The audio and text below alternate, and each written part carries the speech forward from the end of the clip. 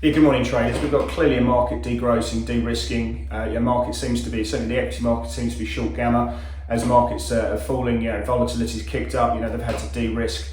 You can't underestimate just how important flow and optionality is in a time like this when volatility is picking up. And the VIX you can see now trading just shy of 28%, and it's just picked up about 5 or 6 volts on the session. CPI has been the backbone there. Everyone's been talking about it, we've been expecting it because of base effects, but the numbers last night were far higher than what people were looking for.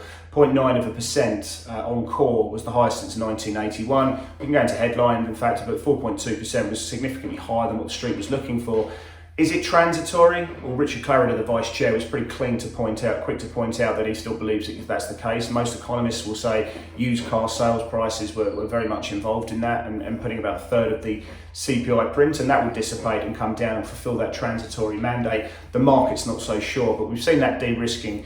Rates market, the question you've got to ask yourself is, after that week's payrolls number and everyone pushing out that tapering announcement to say December, does this CPI print bring back the Jackson Hole Symposium as that and a major announcement platform?